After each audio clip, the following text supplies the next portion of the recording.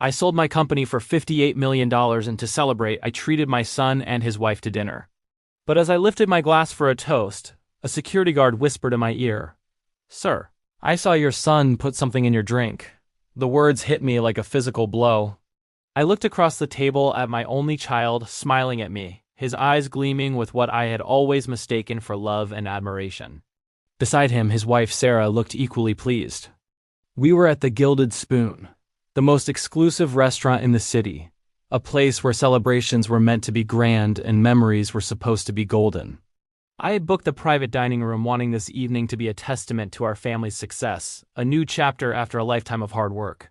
I had sacrificed so much to build my empire, often missing school plays and soccer games. I always told myself I was doing it for him, for his future. To see him sitting there, after I had just secured a future beyond his wildest dreams, plotting against me, It was a betrayal that cut deeper than any business failure ever could. My mind raced. Why? What could possibly motivate him to do such a thing? The $58 million was a life-changing sum, but I had always been generous. His trust fund was substantial, his lifestyle lavish, all thanks to me. What more could he want? I felt a cold dread wash over me.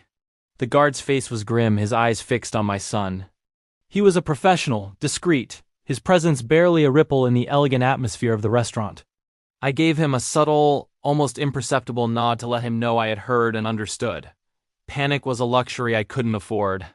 I had to think, to act, but without revealing what I knew.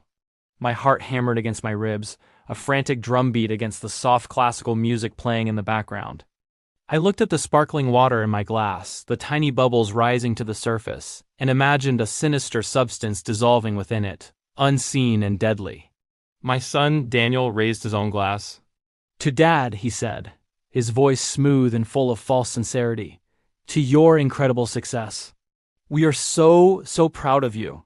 Sarah echoed his sentiment, her smile a little too bright. "Yes, to the best father-in-law in the world," she chimed in.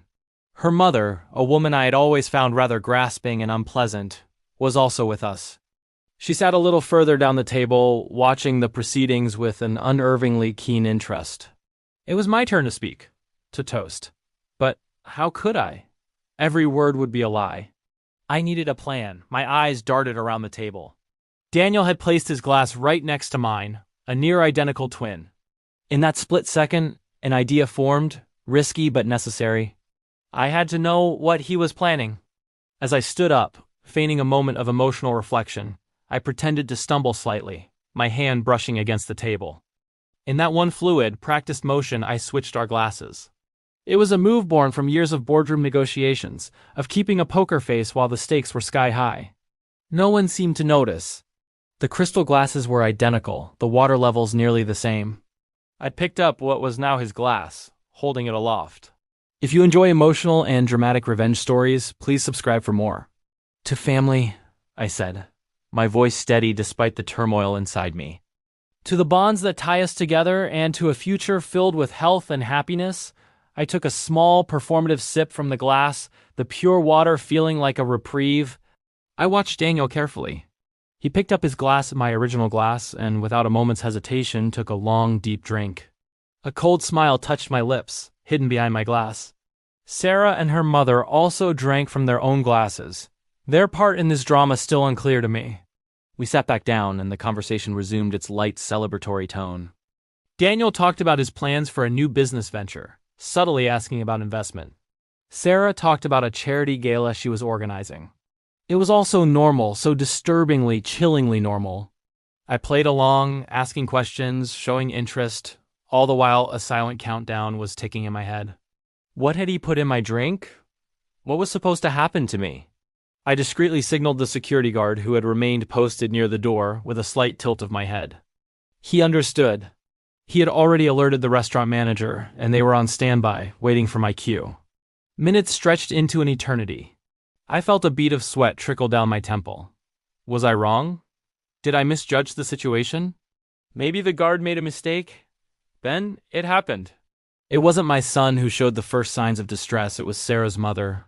Her face, which had been animated and greedy, suddenly went slack. Her eyes widened in confusion, and she brought a shaky hand to her throat. I don't feel well, she stammered, her words slurring. She tried to stand up, but her legs gave way, and she collapsed, slumping sideways in her chair before sliding heavily onto the plush carpet. Chaos erupted. Sarah screamed, jumping to her feet. Mom! Mom, what's wrong? Daniel's face was a mask of pure shock and confusion. He stared at his mother-in-law on the floor, then at me, then at his empty glass. The dawning horror in his eyes was unmistakable. He had made a catastrophic error. He hadn't accounted for his mother-in-law, who must have been thirsty, reaching over and taking a sip from his glass while he was distracted talking to me. That's why he looked so stunned. The intended victim was me, but his own carelessness, his own greed, had led to his co-conspirator being the one affected. Immediately, the security team moved in. They were quiet, efficient, and professional. They secured the room, discreetly locking the door and ensuring no one could leave.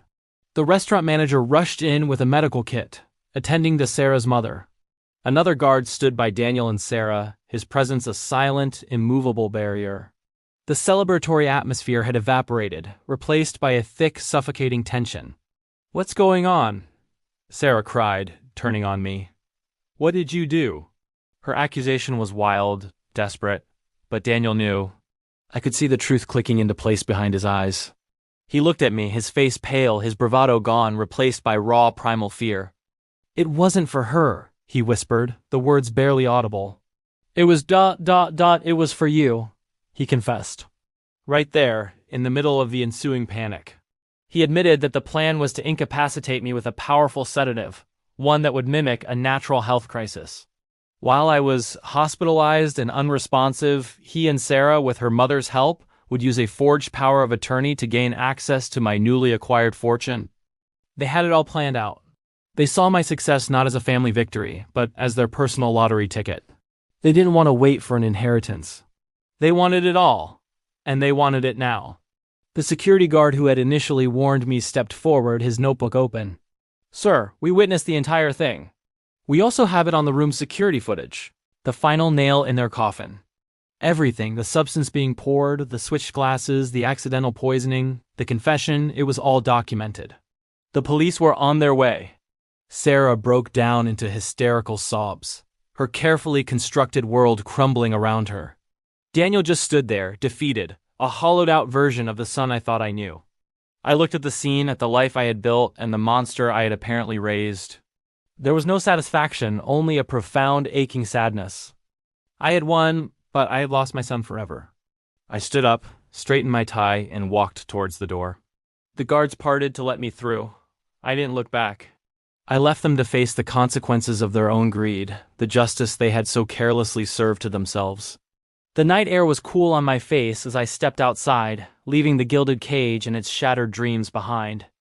Thanks for watching. Don't forget to subscribe for more Reddit-style revenge stories.